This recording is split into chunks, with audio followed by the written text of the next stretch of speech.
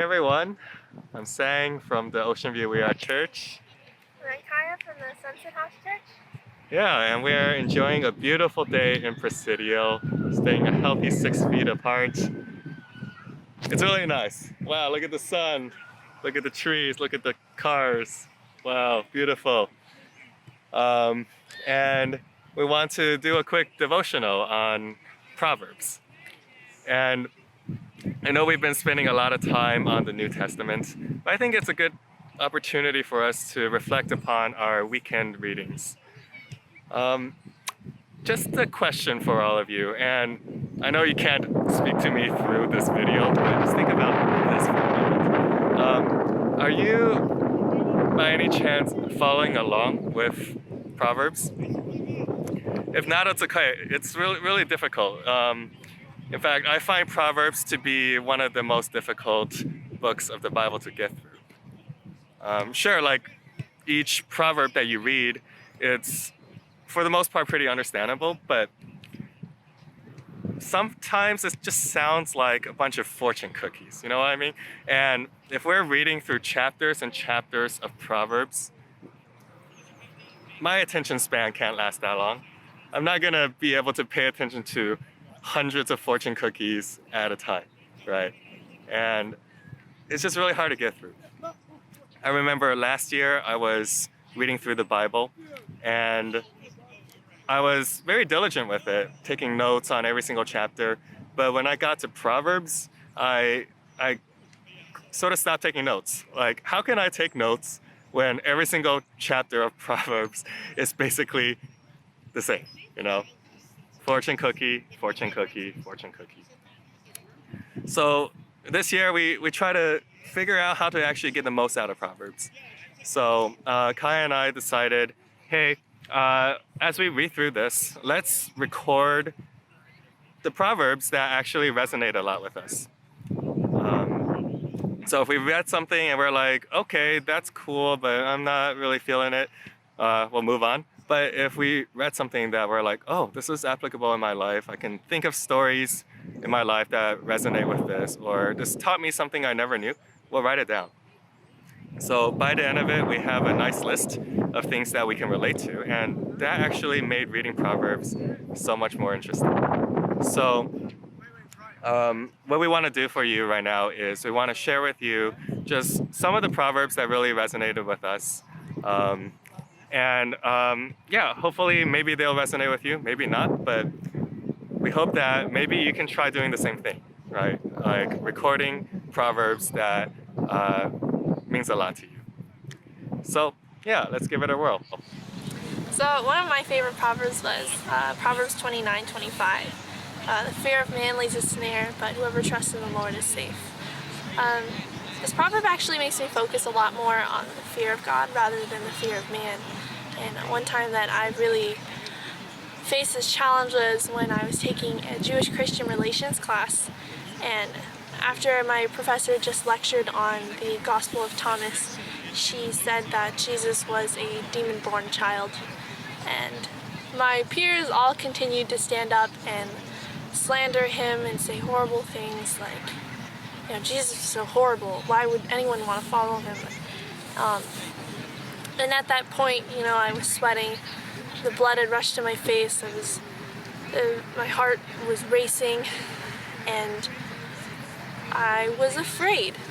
I knew I should have said something. I knew it was wrong, but I also knew that my professor had been studying this for years. I didn't even know what the Gospel of Thomas was. I can't even pronounce half the names in the Bible. And I actually wasn't going to. I was going to just brush it under the rug and pretend I didn't hear it. But my friend Megan had texted me in that moment, and she told me, I pray I had to stand up for him. And that's when I felt it. I really felt the fear of God. It wasn't just a fear of God. I remembered that he was there in the beginning and he would be there in the end, and I also remembered how much he had given me and how much I love him. And so I did stand up and I said something. I realized in that moment my fear of God was so much greater than the fear of man, I told my professor, I didn't really know what exactly to say, but I said something like she wasn't giving Jesus a fair trial and that the Gospel of Thomas wasn't even canonized. And she was definitely very surprised, and after that class she was really careful about everything she said to not offend anybody. But yeah, I had realized that when I trusted in the Lord I was safe, and that the fear of man is nothing compared to the fear of God. So I really loved that proverb. One proverb that really resonated with me is Proverbs 25:20, and it goes something like this: whoever sings songs to a heavy heart is like one who takes off a garment on a cold day, and like vinegar on soda. Okay, well, that's some crazy imagery here, right? If you sing a song to someone with a heavy heart, it's like taking off a coat on a cold day. And you know how it feels when you take off a coat on a cold day. It's just blistering. And the next imagery, it's a little puzzling, like vinegar on soda. Well, soda is basically this thing called niter. You can find it a lot in the Mediterranean areas. And if you pour vinegar on niter, it makes this hissing noise, and it's very unpleasant. So think about it. If you sing songs to someone with a heavy heart, it sounds like hissing. That's kind of crazy. And from personal experience, I can see why this proverb is here. Because, there have been times where I felt very down, like times where, for example, I've been ripped off, or times where people just completely neglected me. And if I am looking for comfort before someone else, I don't necessarily feel good if you are trying to feel really happy before me, right? It makes me sometimes think, well, why aren't I as happy as you right now? Like, maybe a better way to do it is to come down to where I am. If I am feeling down, empathize with me. And I think this is a very important lesson for us here in this COVID season, because I know a lot of people are grieving. A lot of people have lost a lot of things that are important to them. Personally, I've not had it as bad as most people during COVID season, and I think if I were to talk to people who have been hurt in one way or another because of this virus, it's not very helpful if I'm just overly cheerful before them.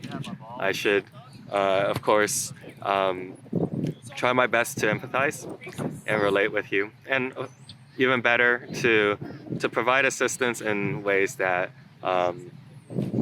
may be helpful for you. And of course, in the end, it is good if I can just be a good friend to anyone who is grieving. So, yeah, that proverb really resonated with me. Hopefully, you took something out of that. So another proverb that I really liked was Proverbs 30:18-19. It says, "Three things are too wonderful for me, four I do not understand. The way of an eagle in the sky, the way of a serpent on a rock, the way of a ship on the high seas, and the way of a man with a virgin." So, in the beginning, God created land, sky, and ocean. And we see a bit of those in this verse. So, when you think of a bird in the sky, a lot of the times we look up at it and it glides in the air very beautifully and majestically. And it is a really wondrous thing, because you wonder how mysterious it is.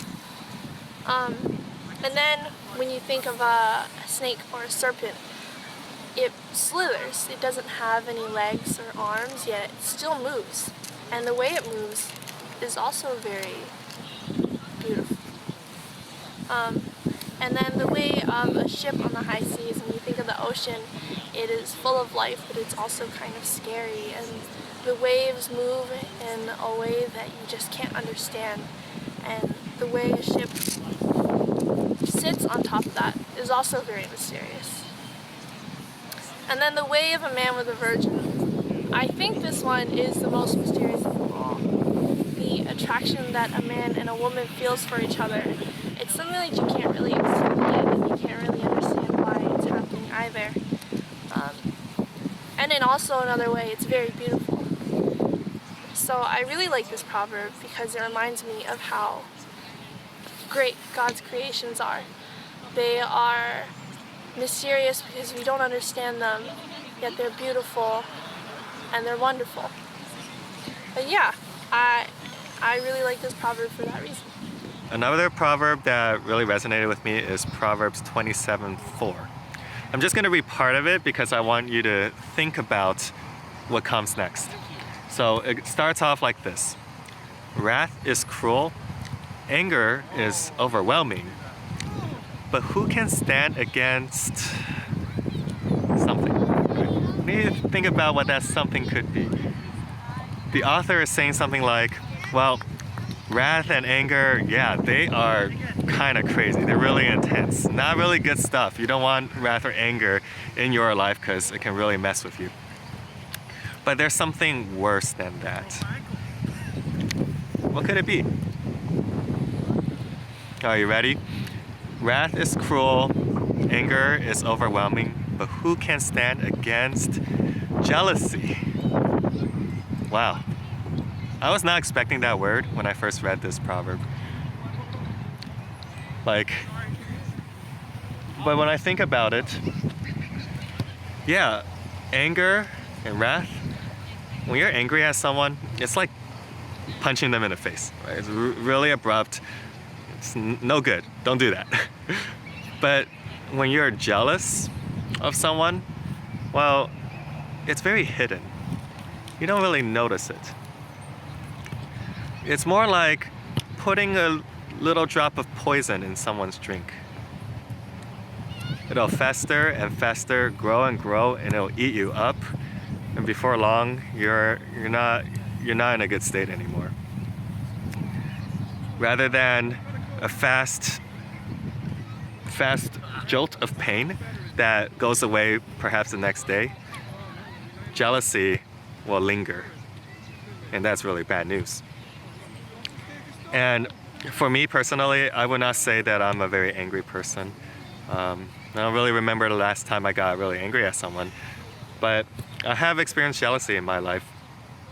For example, I remember times where at work I might not have been doing that well, and coworkers of mine started getting promotions way faster than I am. Yeah, that jealousy started kicking in, and it started to fester and fester to the point where maybe I just started subconsciously avoiding these people and not wanting to talk to them. Not good. And I don't know if this resonates with you at all, but if jealousy ever creeps in, it will be a really good idea to bring that before the Lord, because you don't want that to fester. So yeah, this proverb, very interesting to me. I never seen anger and jealousy compared to each other like this before. So yeah, made a lot of sense to me now, and I'm definitely gonna keep it to heart. So those are 4 proverbs that really resonated with us. We hope that this was able to help you read through Proverbs better. And we also want to know what you think as well, so leave your favorites in the comments below. We hope you have a great day. Thanks for watching.